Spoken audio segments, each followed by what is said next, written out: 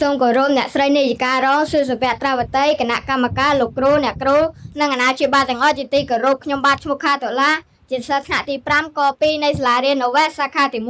វេលានេះដែរខ្ញុំពិតជាមានចិត្តសប្បាយរីករាយខ្លាំងណាស់ដែលបានឡើងមកបកស្រាយប្រធានបទមួយក្រោយចំណងជើងថាគុណសម្បត្តិនិងគុណវិបត្តិនៃបច្ចេកវិទ្យាទុកជាចំណេះដឹងសម្រាប់សិស្សានុសិស្សទាំងអស់គ្នាមុននឹងបកស្រាយប្រធានបទខាងលើនេះខ្ញុំបាទសូម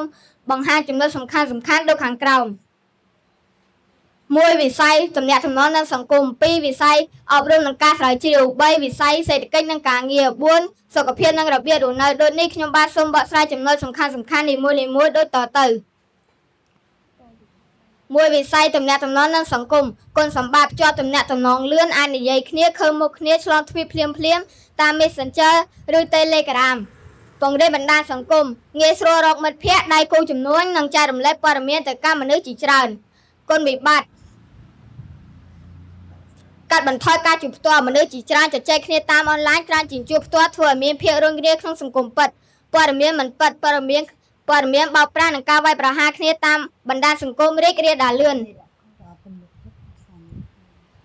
2វិស័យអប់រំនិងការស្រាវជ្រាវគុណសម្បត្តិចំណេះដឹងគ្មានដែនកំណត់អាចសិក្សារៀនសូត្រពីគ្រប់ទីកន្លែងតាម Google YouTube ឬកម្មវិធី AI ដូចជា ChatGPT ភាពបត់បែនងាយ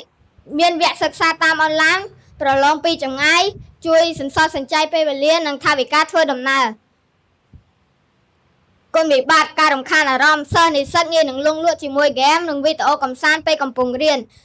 ការថយចុះការគិតដោយខ្លួនឯងការពឹងផ្អែកលើបច្ចេកវិទ្យាខ្ពស់ពេកធ្វើឲ្យខួរក្បាលខ្ជិលឬលែងសូវមានគំនិតច្នៃប្រឌិតដោយផ្ទាល់ខ្លួន3វិស័យសេដ្ឋកិច្ចនិងការងារគុណសម្បត្តិបង្កើតផលិតភាពម៉ាស៊ីននិងប្រព័ន្ធស្វ័យប្រវត្តិជួយកាត់បន្ថយការនឿយហត់របស់មនុស្សនិងធ្វើការងារបានល្អជាងមុនអាជីវកម្មអនឡាញងាយស្រួលទិញឬលក់ទំនិញនិងទូទាត់ប្រាក់បែប Digital តាម QR Code គុណវិបត្តិការបាត់បង់ការងារ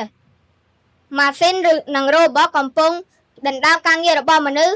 ក្នុងផ្នែកខ្លះដូចជារោងចក្រនិងឬទិន្នន័យហានិភ័យសន្តិសុខការលួចបន្លំប្រព័ន្ធធនាគារឬការហែកយកទិន្នន័យក្នុងក្រុមហ៊ុន4សុខភាពនិងរបៀបរស់នៅគុណសម្បត្តិសុខាភិបាលឧបករណ៍វេជ្ជសាស្ត្រងាយរកឃើញជំងឺលឿននិងព្យាបាលជំងឺមានប្រសិទ្ធភាពខ្ពស់ភាពងាយស្រួលកម្មវិធីកក់ឡានដឹកជញ្ជូនអាហារនិងកម្មវិធីកម្សាន្តធ្វើឲ្យជីវិតរស់នៅកាន់តែមានផាសុកភាពគុណវិបត្តិប៉ះពាល់សុខភាពរាងកាយការមើលអេក្រង់យូរធ្វើឲ្យខួរភ្នែកឈឺខ្នងធាត់ដោយសារខ្វះលំហាត់ប្រាណប៉ះពាល់ផ្លូវចិត្តអាចធ្វើឲ្យការមើលទូរស័ព្ទធ្វើឲ្យការជំងឺ depression ឬ stress ដោយសារការប្រៀបធៀបខ្លួនឯងទៅនឹងអ្នកដទៃក្នុងអ៊ីនធឺណិត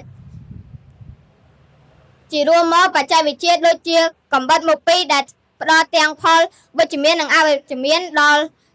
មនុស្សជាតិវាមិនមែនជាអ្នកកំណត់វាសនារបស់យើងនោះទេប៉ុន្តែវាអាស្រ័យទៅលើរបៀបដែលមនុស្សយើងប្រើវាតែប៉ុណ្ណោះ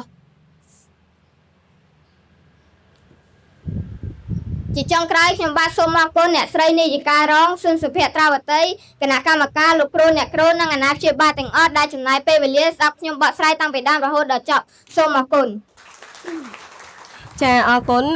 តុលាអ្នកគ្រូសុំសួរសំណួរមួយតើបច្ចេកវិទ្យាផ្ដល់ប្រយោជន៍អ្វីខ្លះដល់យើងជាសិក្សានុសិស្សអរគុណអ្នកគ្រូសម្រាប់សំណួរបច្ចេកវិទ្យាផ្ដល់ប្រយោជន៍ដល់យើងជាសិស្សដូចជា